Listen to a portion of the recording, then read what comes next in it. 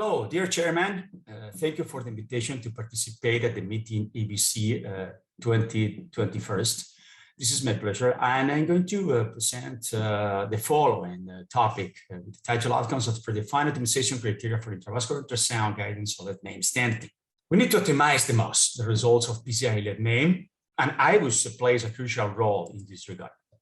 We have the guidelines. The guidelines provide a class 2A for the use of IBUS guidance, but we do not know exactly what are the optimization targets for this purpose. In the Excel trial, we learned that there was a difference in outcomes between those patients according to the minimum stain area. And comparing high versus low MSA, we could see difference in heart events, like you can see in the slide. Also in Noble trial, again, differences in outcome were observed according to the different tertiles or the minimum stain area that was finally achieved in the procedure. And this is important. In this case, not in so hard events like MI or death, like in no Excel trial, but in this subgroup analysis with the IBUS of the Noble, we could see differences in revascularization, mostly related with the final minimum stain area. So optimizing the IBUS guided procedure of the LEDMAME, what are the goals? Several thresholds have been proposed for the minimum stain area, absolute values coming from the studies conducted in Asia or in Caucasian population and different in some extent. For example, for Asia, we have the rule of the 5, 6, 7, 8 according to the location of the stenting. And in the other example from the Excel trial analysis, 6, 7, 10 was the rule of minimum stain areas to be achieved in order to get a lower result of restenosis.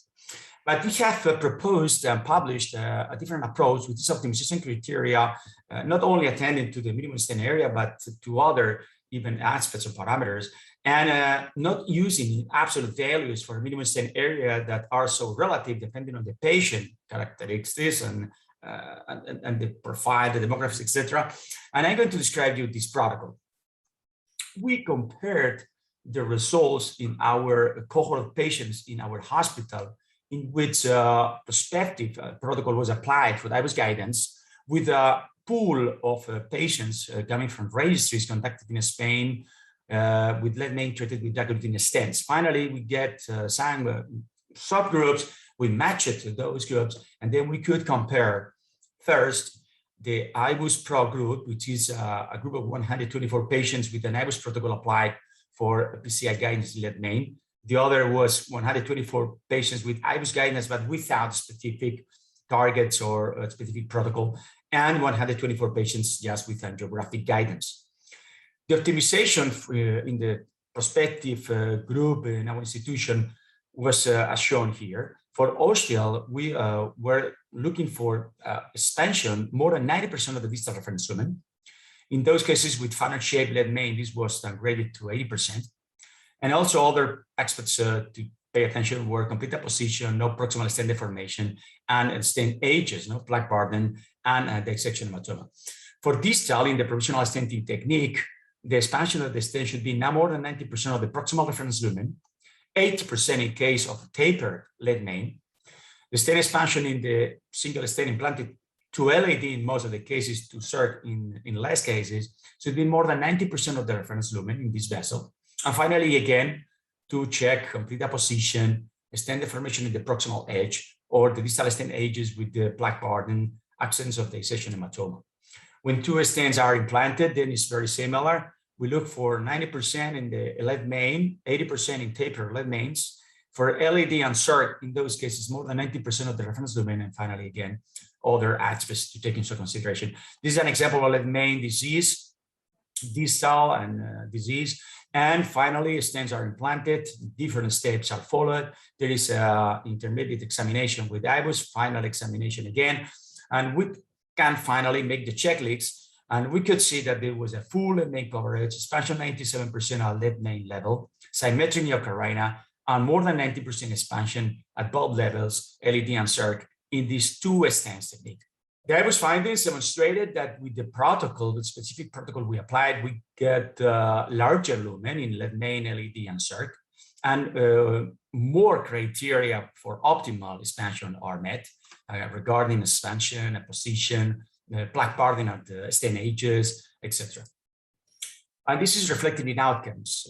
The outcomes, there is a gradient with the best outcome for the IBUS specific protocol, then just the use of IBUS without specific targets, with a specific protocol. And finally, the worst outcomes are for those with just angiographic guidance. In fact, the application of this protocol and this optimization criteria was an independent predictor for the primary outcome.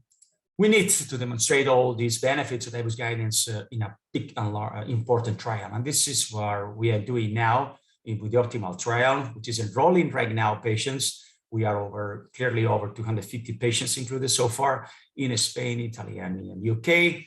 And we hope to provide evidence for these techniques and then to increase maybe or upgrade the recommendation to 8 to 1 in the guidelines. Let's see. These are the criteria that apply in the trial. Regarding expansion, the mandatory is the 5, 6, 7, 8 rule, and the desirable criteria is the one I propose in our local protocol with more than 90%. This is different drawings demonstrating the different criteria for optimal implantation that we use in the optimal trial. As a conclusion, we could summarize saying that IBUS imaging for left main PCI is definitely helpful to evaluate disease extension in the distal left main, particularly ostial level of branches, characterization of the plaque, classification, planning the PCI strategy, guiding the plaque preparation, sizing of devices, systems and balloons, and optimizing the results. This IBUS guidance provides a prognostic benefit with respect to the use of angiography alone, particularly when we are using specific protocols with optimization criteria. Then guiding left main PCI with IBUS is good, but doing it pushing targets is clearly even better. Thank you very much.